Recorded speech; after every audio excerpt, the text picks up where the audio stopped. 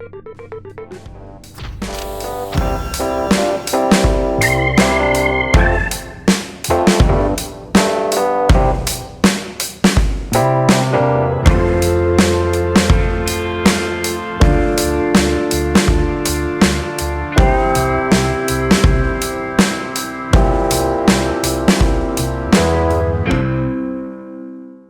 everybody, welcome to BrickVault. Today we're checking out an excellent custom Lego model from the builder, Fukusaku. This is Luke's Landspeeder. The classic Star Wars repulsor lift served as an actionable starting point for Luke Skywalker's journey. You can argue about that in the comments below if you like, but as the years have gone by, I've come to appreciate this vehicle as a great visual send-off from the golden age of sci-fi or futurology into the more contemporary or modern visual language of sci-fi, fantasy, space vehicles. This speeder's got those rounded, optimistic, bubbly features, but they're all dented and scraped and dirty. With its popularity, there is no lack of different Lego sets that have come out over the years for this vehicle, and even today it remains an incredibly fun challenge amongst the custom building community as well. The designer Fukusaku has really figured out some great connections though, and before I get into any further details of this model, first, if you wanted to build this creation, the instructions can be found at our web store, www.brickvault.toys. Included with each purchase is the PDF step-by-step building guide, a digital parts list for quickly uploading and ordering all the pieces you'll need. All of our models are built in real life, tested for strength, and instructions are tested so they're easy to follow along. It has been awesome getting to work with some of the best builders from all over the world, and buying instructions is a great way to help support both us and the talented people we work with, like Fukusaku,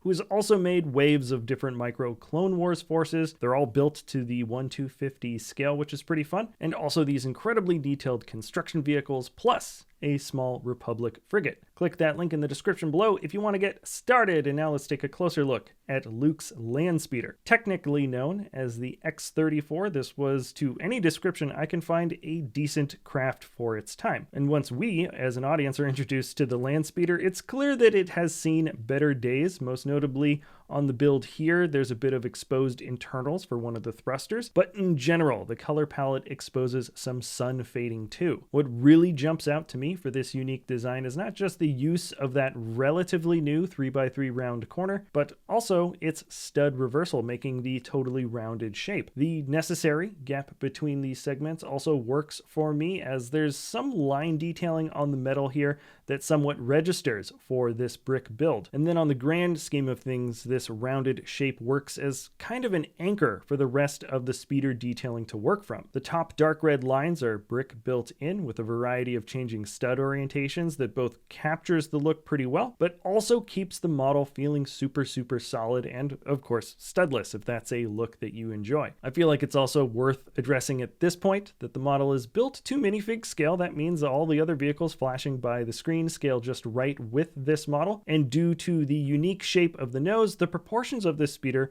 are a bit fatter than normal, giving it an extra plate or two of vertical thickness. That's a slightly unique visual artifact left over from having the round nose, but personally I think it's totally worth it. Now the cockpit has plenty of details too.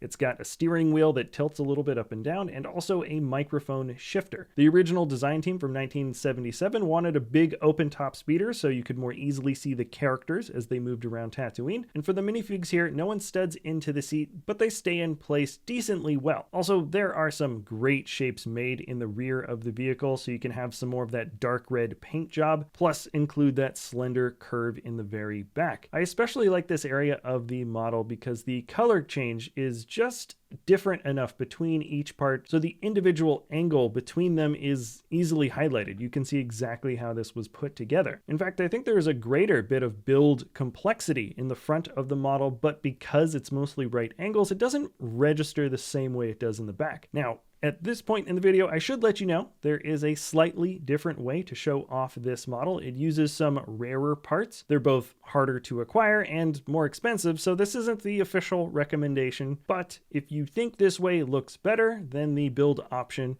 is included if you wanted to pursue that. Anyways, if you did want to get the instructions, you can click the link in the description below. This is one of those vehicles that will always have the attention of the custom building community, I think, and personally this iteration just feels so special to have in the studio. Thanks so much for watching, everybody. Let me know what kinds of creations you'd like to see in the studio next. If you enjoy our content and want to see more of it, subscribing, liking, commenting, and sharing is a big help for us, so feel free to do any of those things. Thanks again for sticking around to the very end of the video, and we'll see you next time at BrickVault.